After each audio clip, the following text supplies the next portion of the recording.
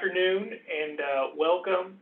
I am Matt Price, and Randy Price, he had a family emergency. He's back up in East Tennessee visiting his mother, but we'll be talking today tax strategies for retirement. I can't say it's a very interesting topic, but a very helpful topic for those of you that are on your way to retirement or currently retired. So our promise is the trains will run on time. Our goal is to be done here in 30-35 minutes. We'll leave some time for questions at the end. If you have a question offline that you don't want to ask in public, send us an email, matt.price@stewardpartners.com, or pick up the phone, give us a call. We're here to help. But who we are, that's Randy, myself. Randy will try to tell you he's my older brother, but he's actually my father.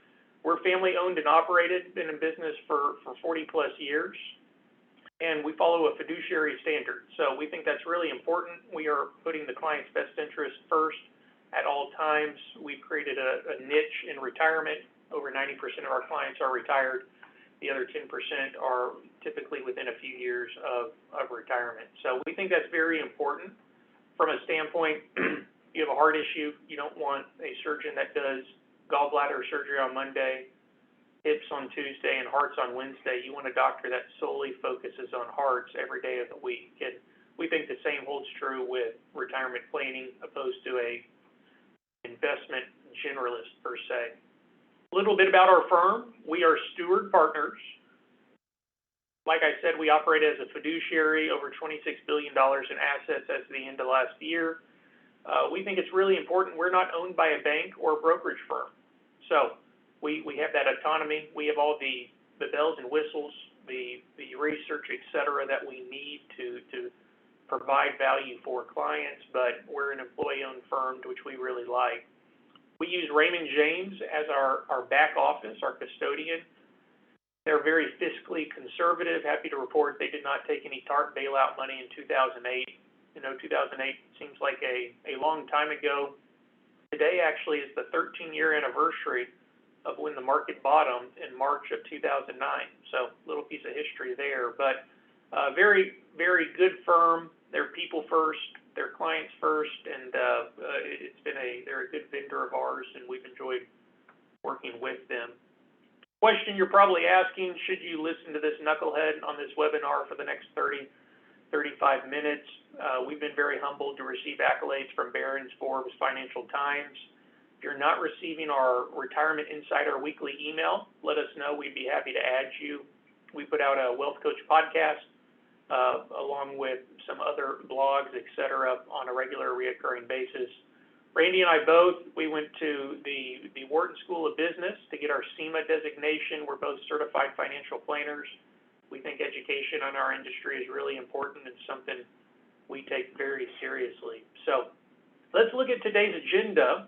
We're going to understand where we are in the current tax landscape, and then we'll discuss some potential tax planning considerations and strategies as you do approach or move through retirement. So let's get started. Understanding the current landscape.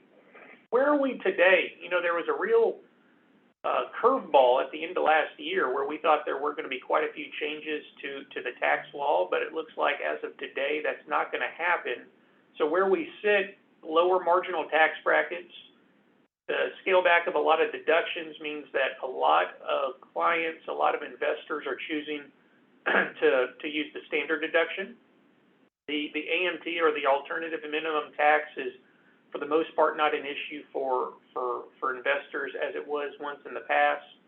And there continues to be some uncertainty with tax rates moving forward. 2022 is obviously a re-election year here coming up in November, and so the closer we get to November, we think it's the less likely we'll see Biden push through his proposed tax plan that failed at the end of last year. And the reason for that, when politicians are up for re-election, they typically do not like passing a bill where it raises taxes on their constituents in that same calendar year. So every day, every week, every month we get closer to Election Day in November, we think it's less and less likely we'll see something this year, but we probably will see some type of tax change at some point in the future. So here are a few of the key tax figures for consideration. Ordinary income rates, you can see there, you're in that 12% ordinary income bracket for a married couple, up to round numbers, about $81,000, $82,000. The long-term capital gains, if you're in that 20% tax bracket, you actually have a surcharge tax of approximately 3.8% on top of that. But there you can see that standard deduction for a married couple, round numbers, $26,000. One of the, I'd say, tax benefits that was talked about in the Biden plan over the past few months was they were going to increase the SALT deduction, which is the local tax deduction, whether that's property tax or sales tax or a combination of both. But so a few numbers here that are possibly of interest. The maximum contribution to the IRA, if you're over 50, put in an extra $1,000 on that front. But estate and gift tax is another big thing that has been discussed on what changes could potentially be made moving forward. The current tax rate on any assets for a married couple is 12 times 2, call it $24 million. Any amount over that $24 million threshold is 40%. The amount you can gift actually increased this year, so you can gift $16,000 per person without eating into that lifetime gift tax exclusion.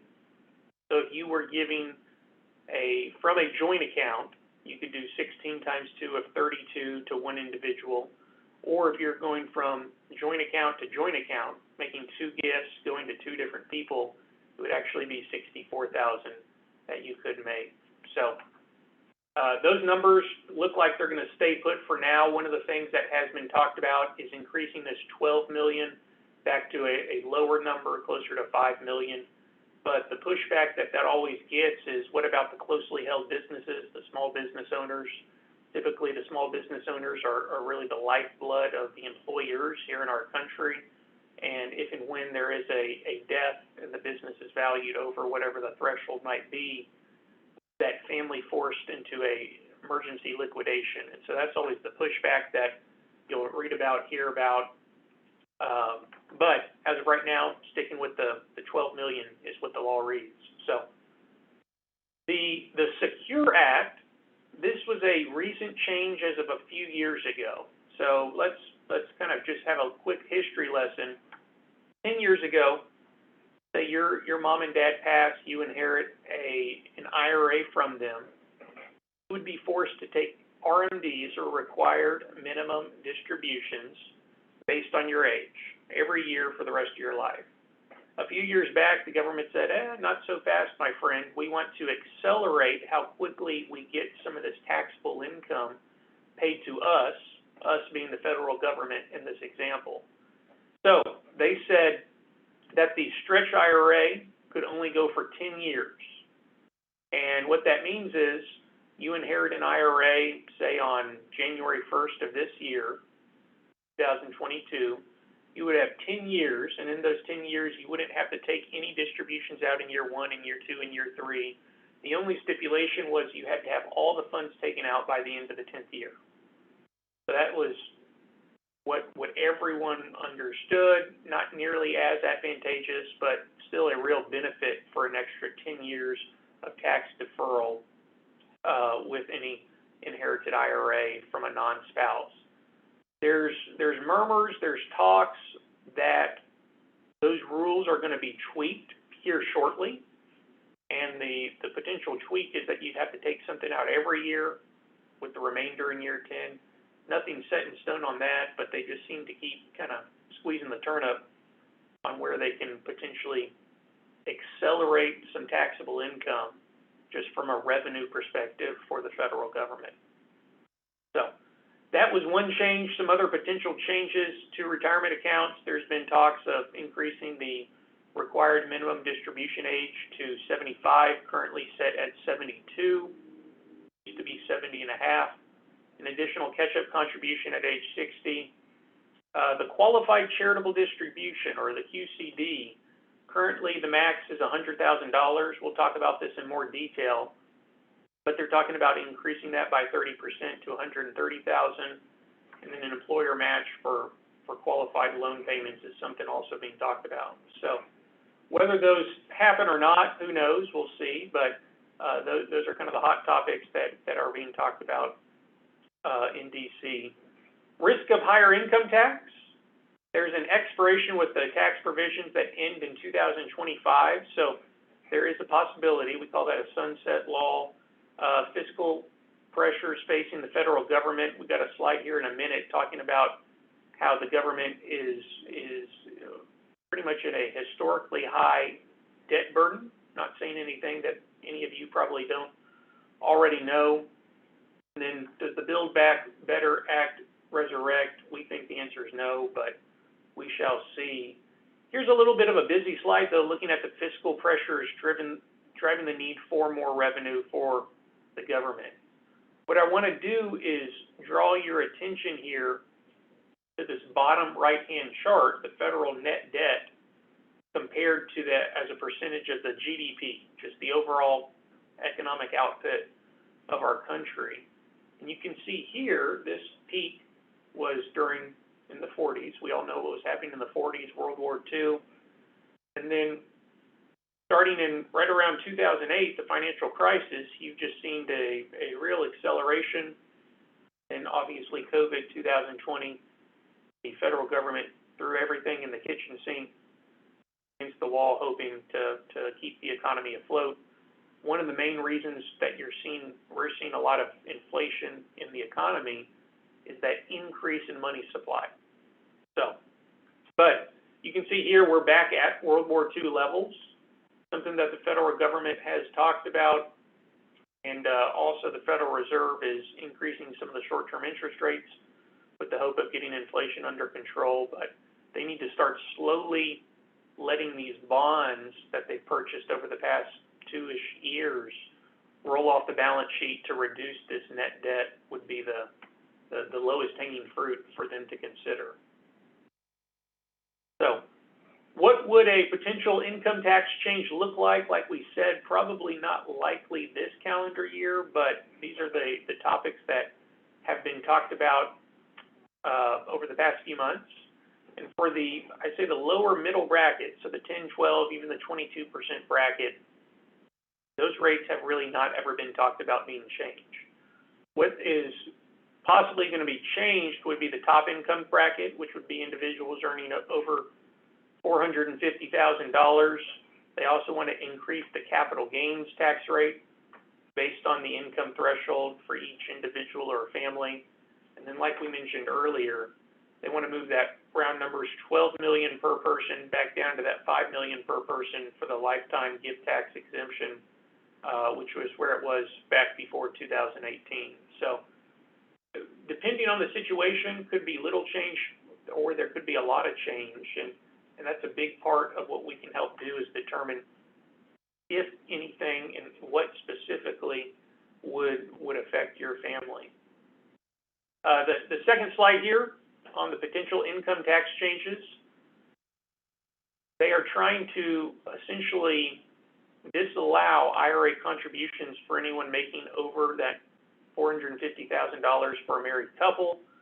They also want to make the backdoor Roth conversions for couples over $450,000 a thing of the past, and that applies to IRAs. What we call the mega backdoor Roth is used inside of the 401k. They're trying to do away with that as well. So as of right now, that's still allowed. There's back and forth on if a change was to be made this year, would it be retroactive to the first of the year? No one knows that answer. So if you are considering that and you might be phased out in one of these pieces, it's better to consider doing it now, and then maybe the law would go into effect on calendar day the legislation's pushed through. If it is retroactive, it is possible to reverse a Roth contribution or an IRA contribution of that nature. So some food for thought there. Let's talk about some tax planning considerations and strategies.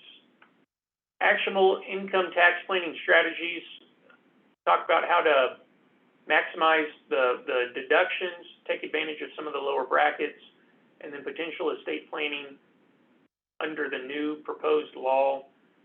One of the big things that has been talked about as well, will we lose the step up in basis at death? So what does that mean? There's a married couple, y'all own stock A, B, and C, you've owned it for a number of years. One spouse passes, at that spouse's passing, you get to reset your cost basis at a higher level on whatever the value was at the date of death of the spouse. There's talks where they want to do away with that, but what that would do is really create a whole different type of nightmare headache for the IRS. How do you audit something where people could have held a security for 30, 40 years, don't have the cost basis dating back that far? Whatever the case might be, the IRS is already up to their eyeballs and being overworked with the COVID tax bills, the extra money that was sent out to families, et cetera. So don't think the IRS is really in a position to take on a whole new project of that nature.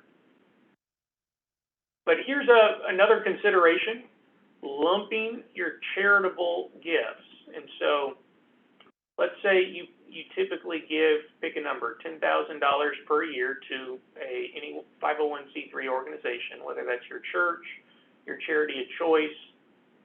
Instead of giving $10,000 per year for 3 years, one could consider making that gift in 1 calendar year and getting that itemized deduction for that 1 year.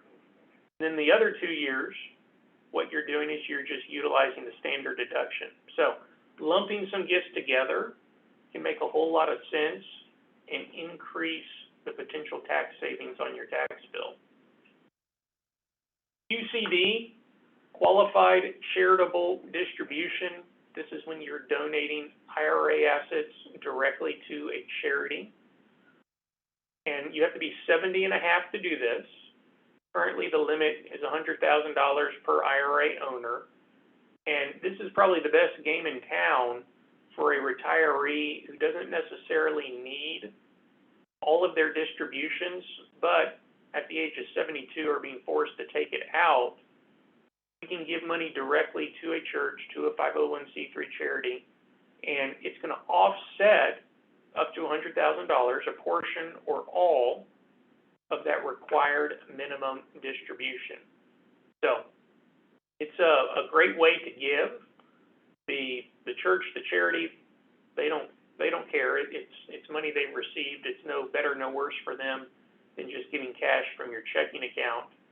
And this is a great way to help control some of that taxable income during retirement.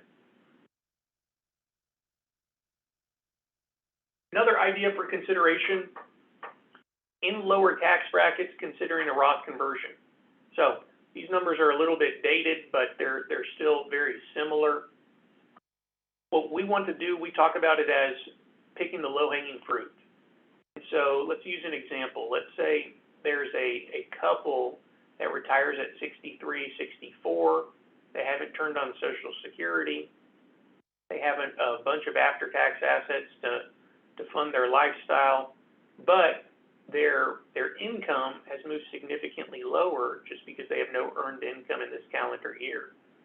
A consideration to utilize the low brackets, and we would qualify the low brackets as the 10 or the 12% bracket. By the way, we think it's a high honor to pay tax at 10 or 12% in this country. Let's consider a Roth conversion, heat up that 10 and that 12% bracket. There's an argument to be made for part or all of the 22% bracket as well, but like I said, the low-hanging fruit is at least let's consider having taxable income of that 10 and that 12%, because what that's going to do, if we can do this for a number of years, it's going to reduce your lifetime overall tax bill in retirement, just because the future required minimum distributions theoretically would be lower based off the fact you've been taking money out of that account for a number of years. So some really interesting planning that can go on here. My wife says it's not good date night conversation, but it is something worthy of your consideration as you approach or enter retirement. And Roth accounts, Roth accounts, you pay tax now. So if you're doing a Roth conversion, you pay the tax now and the money grows tax-free. When you take money out of a Roth account, it's tax-free, passed on to the next generation, tax-free as well. The other real pro to this is you're hedging against the risk of higher income taxes. And most people that we read, most people that we listen to, most clients we talk to would be in agreement that at some point tax rates have to move higher. And we would agree with that. And so if we can pay taxes now at what we think are theoretically lower tax rates, we're hedging our risk of higher income taxes in the future. So it doesn't make sense. It's different for every individual. It's different for every family. That's a big part of the planning that we do with what we call our Live Well plan. And we'll talk about our Live Well plan here in a minute. But Roth conversions, Roth contributions, potential backdoor Roth contributions are something that we talk a lot about pretty much every week with clients or other families that are kind of kicking the tires, considering hiring someone. So let's talk a minute about estate planning considerations. Reviewing existing estate plans to determine if we need to make any changes. Let's be mindful of state death tax outside of Texas. Texas obviously doesn't have any. And planning for low-cost property basis, or low-basis property, ensuring the stepped-up cost basis is maintained. It's transferred at death. There are certain trust accounts that will get a step-up in basis, certain trust accounts that will not, depending on the structure and how that trust was set up. That's something we're always looking at on where are the low basis assets being held later in life, and how can we make sure we get a step up on the part of the portfolio that has the largest gain. So we'll also talk here about some of the gifting before the law sunsets. Look at that, 2017 to 2022, from 5.5 million round numbers to about 12 million. That's a huge increase in how much money has increased per individual for the gift tax exclusion. So this is a big thing. If for families that have a household net worth above that amount, for an individual of 12 million or for a married couple of 24, there are multiple strategies at play where you can take that 12 million now and lock it in, just in case that amount would move back closer to that 5 million number, like we talked about in the past. So if there are any questions on that, let us know. But planning for the 10-year rule on the inherited retirement accounts. The water is a little bit muddy with this situation now, just that a lot of different things have been talked about. But we love naming human beings as beneficiaries on these type of retirement plans. That might sound like a very no-brainer type of statement, but we will see a lot of times people naming the estate. We'll see a lot of times people naming a trust account. And while there are situations where that does make sense, naming a human or a spouse, it will allow you to stretch that IRA over a longer period of time and make the distributions, whether it is for your spouse or the next generation, a lot more tax efficient when compared to the estate or potentially a trust account. So the beneficiary planning is imperative, and that is a good parlay and kind of the cousin of just estate planning in general. So what estate plans do we need to have put in place? And, it's never fun to talk about death or disability, but we would say this is really the foundation to a successful overall plan, is having these estate planning documents in place. So at a minimum, what do you need? You need a will. You look to your spouse looks back at you, honey, I love you, I give you everything. She says, honey, I love you, I gave you everything back. You could potentially need a living trust. You need a durable power of attorney for health care. Durable meaning it transcends disability. If you have children that are still minors, you need some guardianship papers, and then you need a durable power of attorney for health care, or a medical directive is another thing that people will refer to it as. End-of-life wishes is what that typically is used for. So, a couple options of how you can get your estate plans updated or redone. Obviously, an attorney. Use a cheaper option, a LegalZoom or something of that nature. We think when people are getting closer to retirement, using an attorney is well worth the extra cost. From a standpoint, it's much better than just having a machine spit out a document for you. Question we get a lot: how often do our estate plans need to be updated? Depends on the change in tax law, on estate law, etc. But we say every 5 years you should be reviewing your documents. And it's typically every 10 years you need to be updating those documents.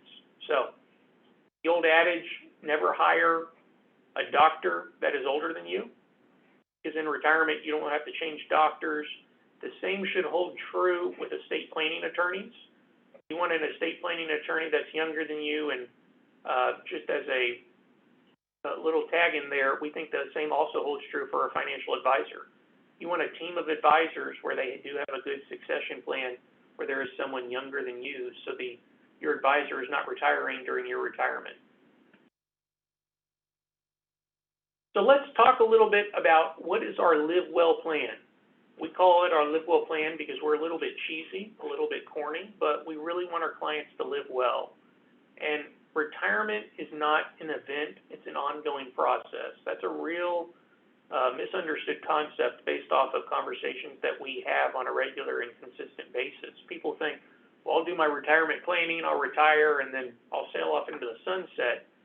Retirement planning happens on a year-over-year basis, on a methodical basis, and there is always something to be working on from a planning standpoint. So we're big believers, if you don't have a plan written down, it's not actually a plan. But this Live Well plan, it's really a retirement roadmap. And we're trying to answer, how much can you spend in retirement? How long will your money last? What rate of return do you need? How should you invest your portfolio? And so what's the least amount of risk possible I can take to be quote unquote successful? And we'll define success as meeting your goals, wants, needs, desires, whatever it might be. We love the quote here from Benjamin Graham. Many of you know him. He's one of Warren Buffett's mentors back in the day. The best way to measure your investing success, not by whether you're beating the market, but by whether you've put in place a financial plan and a behavioral discipline that are likely to get you where you want to go. And so our Live Well plan, this is our behavioral discipline, this is our financial plan, and we really think this is a big component of the value that we offer clients, is updating this on a regular and consistent basis. And so this Live Well plan, what we'll do is we'll develop your own personalized family index number. What rate of return do you need to be, quote, successful? And once again, we define success based on the family's needs, wants, and desires. So our goal here is to replace complexity with clarity by helping you understand the rate of return you really need over a market cycle. So this is by no means a max on what you can make, but we would love to average this rate of return over a 10 to a 15-year period. Have a number of good years in there, hopefully, some bad years, maybe a few sideways years, but this is how we help set expectations for clients. Are we meeting your goals, and take a lot of the noise out of it? And that's becoming harder and harder, taking the noise out of it, because you got to think the goal of the media, whether you turn on the TV, you open up your internet browser, you open up your phone, whatever it is, the goal when these people are pushing out news articles, it doesn't matter the topic, they don't have your best interest at heart. They're trying to get your eyeballs glued to their screens so they can sell more advertisements, is the bottom line. And so it's becoming harder and harder with the evolution of social media for us as consumers to not live in a perpetual state of worry. And with that being said, we think it is a very valuable tool with this Live Well plan, with your family index number, to take a step back and say, okay, what return do I need?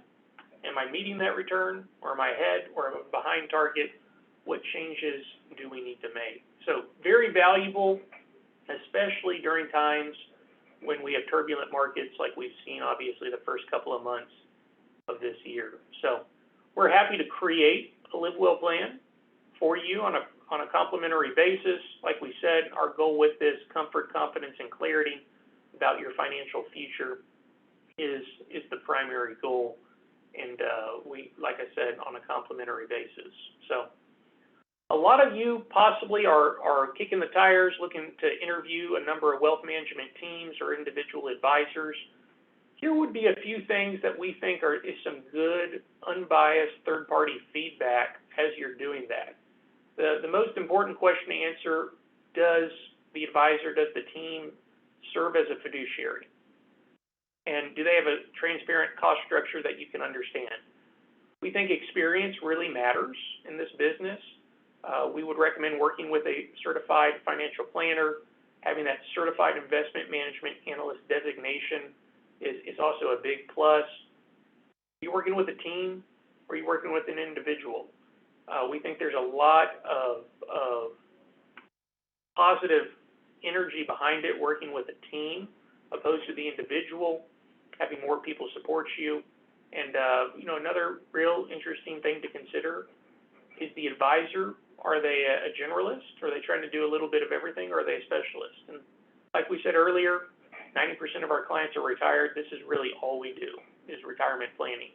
So you want someone that has a personalized plan. You don't want any type of cookie cutter deal where you just feel like you're a number and they've just thrown you into the model that looks like everyone else. We think that's something very important. And last but definitely not least, how do you communicate with them?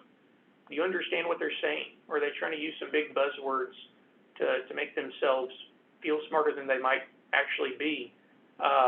Do they provide a plan? That's another real good question to ask. Some people will say they do the financial planning, and they might give you just a one-page, here are 3-4 things to consider, but a real financial plan should be really getting into the details and looking under the hood and knowing exactly what the retirement cash flow looks like, projecting out to and possibly past your life expectancy. So we think we do a good job for our retired clients. From a standpoint, we do communicate well. We are, constantly communicating. We really ramp up that communication for clients and then other families that are on our email mailing list during turbulent times. So you've possibly seen some of that in action over the past few years. But if you like to see our guide, shoot me an email. We have a guide on our website, 10 questions you should ask your financial advisor. We think it's at least worthy of consideration if you are kicking the tires. So we are literally right on time. I said 30-35 minutes. We're right at 34 minutes. Once again, I'm Matt Price, Randy Price there in the middle, and Maddie Kern's an integral part of our team, along with Tiffany and Melissa, a team of 5 here in Houston, Texas. And want to thank you for spending a few minutes with us. Can't say the information we talked about was necessarily sexy or exciting, but we do think that the devil is in the details when it comes to tax planning and retirement planning, and we'd be happy to take a second look at your situation if interested. So with that, thank you again, and we'll hopefully look forward to catching up with you guys sometime in the future. Take care.